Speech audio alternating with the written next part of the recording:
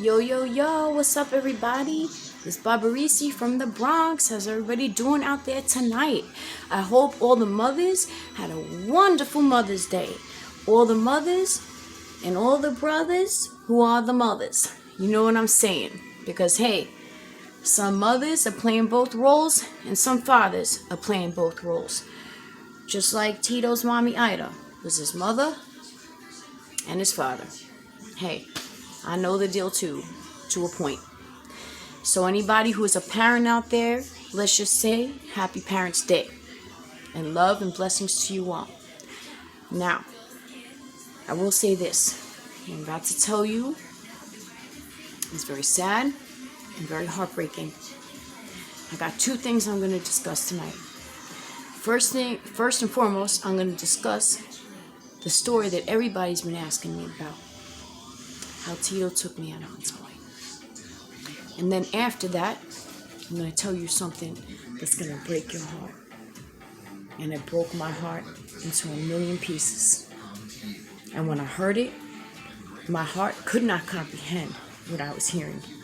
Not only could it not comprehend what I was hearing, I was appalled and taken back and flabbergasted, as my father would say, okay? Yes. Okay, so let's get back. Let's jump back almost 10 years ago. Let's jump back December of 2011 when Barbarisi from the Bronx. Now, there's one little tidbit I'm going to say. When I say I'm from the Bronx, because I am. First of all, I lived in the Bronx longer than I lived in Long Island. And my family is from the Bronx. So there you go. I've been living in the Bronx for almost 20 years. Okay.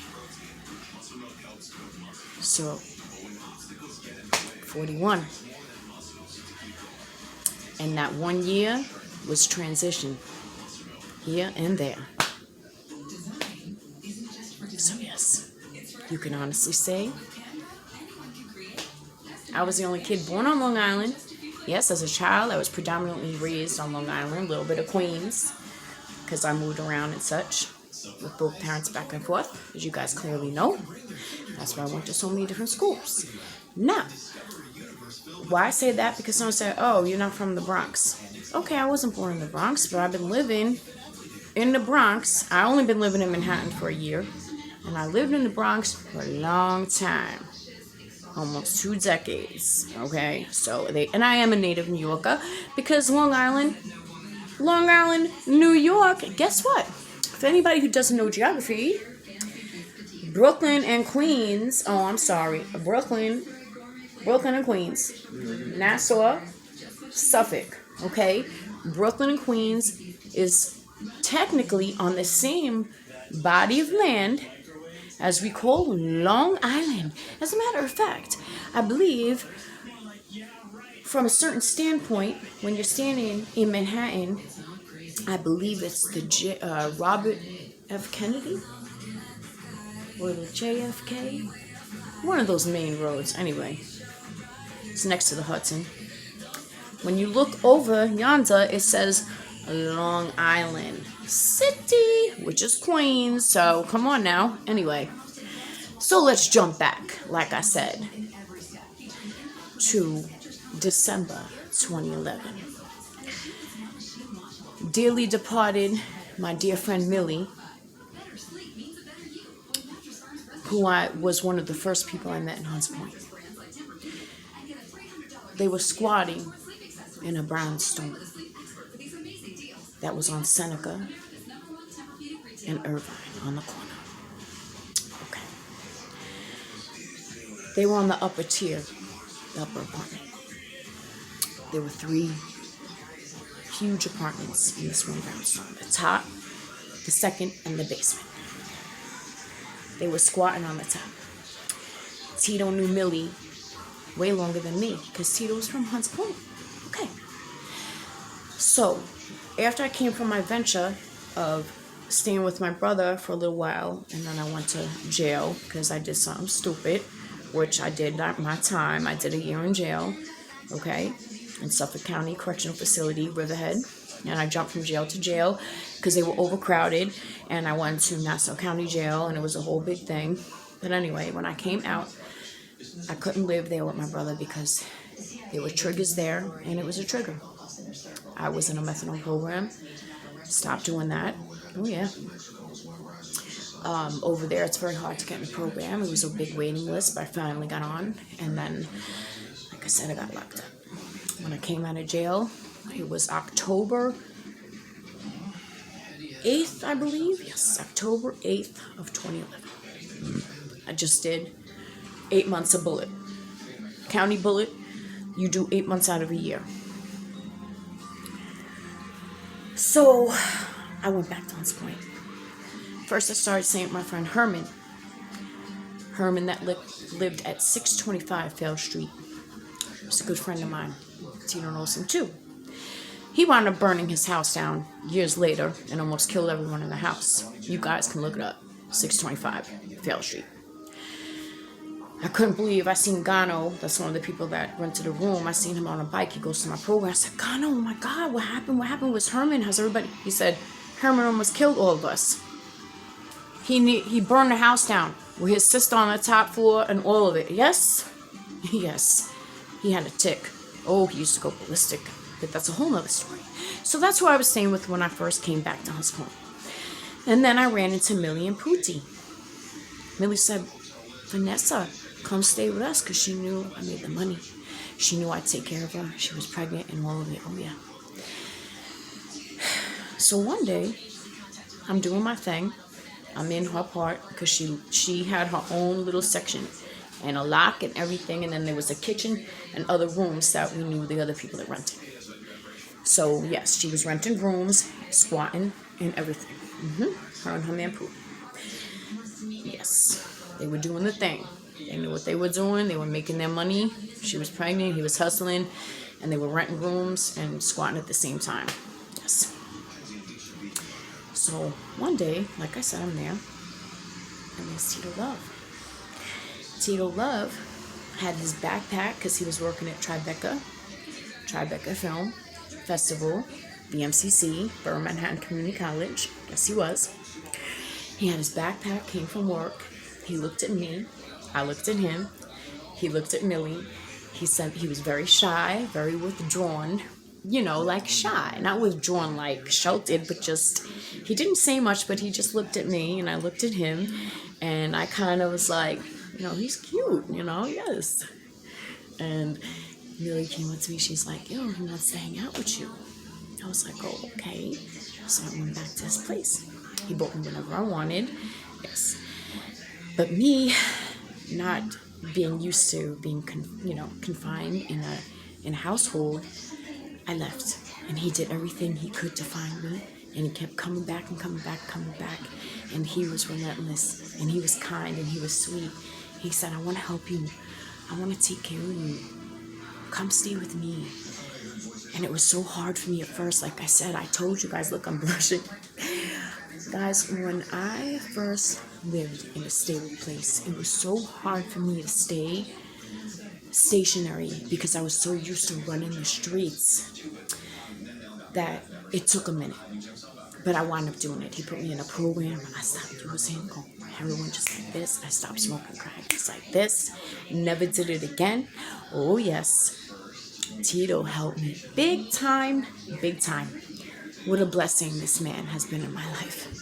Okay? So, we became close. We got to know each other. And he saved my life. And we've been together ever since. And it was just like that. It wasn't like some long-term thing. I knew Tito from like way back when I first got to HB, but then Tito left. And I didn't see him for years. And he's like, wait. He's like, you're that same girl that we were supposed to go on a date in the rooftop. And it never worked out because he never was with someone in my position. So he reneged on the whole thing. But he remembered the day that we were supposed to hang out. And it never transpired. But he remembered.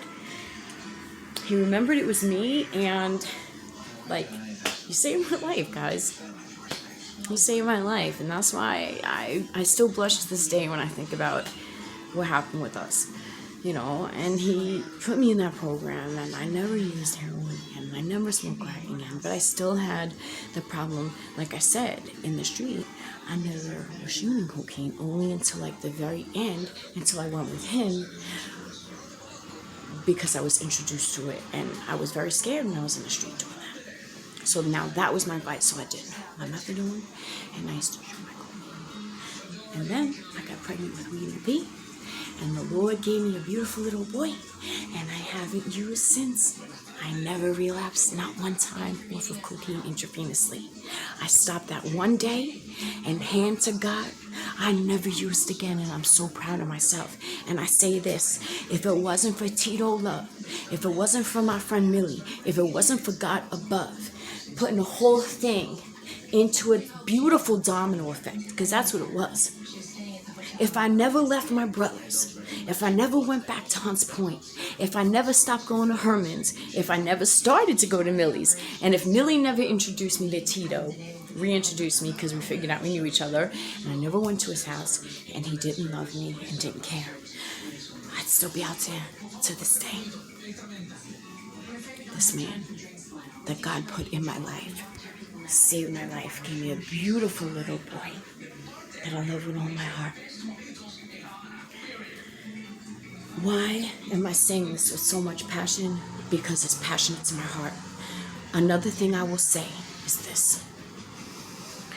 Anybody who is putting this man down needs to stop. And I'm not talking about any of my viewers, not even the trolls. You will be surprised of what is going on. But please keep Tito in prayer, because what I'm going to tell you and what he allows me to tell you is going to break all of your hearts. His own family has been putting him down. And if you are indeed watching this, Tito's family, leave him alone. He's a good man. He doesn't deserve your ridicule and your criticisms. He has been nothing but respectable and kind to all of you, and you look deep into my eyes, and these eyes don't lie. Do not criticize him. No more. I will not be having it. Nobody's perfect. But he has been loving to all of you and kind to all of you. And you're going to have the audacity to criticize him when he was going on his own thing, and you guys went out of your way to meet him in New Orleans and made him drive. Yes, made him, because he wanted to be respectful to his auntie, who's 70-something years old, and her uncle-in-law, who's only 55. He wanted to be respectable to them because he loves them. He wants to show his family love because he's rejected by his father, which is her brother. So he drives 8 hours out of his way from New Orleans to their home, and they criticize him and put him down. And you know what? They came to visit their apartment because they have a house over there, an apartment in the Bronx. You know what he does? He goes out of his way to be kind to them and uses his money to buy them food, to show his honor. That's who Tito is. So please, if you are indeed watching this Tito's family, because I believe that you do know I have a channel, please don't put him down. He is a good man, and he saved my life. God put him in my life, and he gave me a beautiful little boy that we cherish and adore, because Tito knows what happened with my children. It was an unjust situation, and it was undeserved. And because of him, I have a beautiful little boy that I can love, and nobody can mess with it. Not this time. So please, Tito's hurting. Tito is sad, and he's just so confused. He's like, I have done nothing. I have been so kind. I said, Tito, I can understand. Look at me and my situation. Look at me and my mother and my brother and my family. Me and you are the same in different ways. I can understand what it's like being the outcast, being the one shunned when you have done nothing, when you were the victim. He's the victim because his father wants something to do with him. He didn't do nothing to his father. He called his cousin. His father called his cousin while he was there, and he hung up the phone when he found out his son was there. For no reason, like he never did nothing. He never disrespected them. Please. My heart breaks. That's why I get flustered, because I am so hurt for him. How can I not be? Look what he's done for me. It doesn't matter. Listen, nobody's perfect. Yes, everyone has their own hang-ups.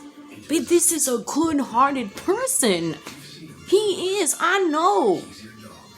They criticize him in every say, oh, you drink too much, oh, your feet sick, oh, you this, you that. Excuse me? You better look in the mirror. Mr. Drink beer every day. I'm not even going to get into it. I'm not. In the name of Jesus. Guys, keep the whole situation in prayer. But you know I got Tito's back. Now, look what Tito made. Look at how beautiful he cooks. Salmon, corn, potatoes, garlic. I put a lot of pepper on it. And he got this beautiful grill. Yes, for Mother's Day. Because he knows I like the food healthy. So guys, please keep Tito in prayer. We got Weedy B, a beautiful cheese pizza. Yes. Weedy fell asleep. Let's check on the little weeds. Look at that baby. He fell asleep watching the Little Mermaid. Oh, honey, look at that angel.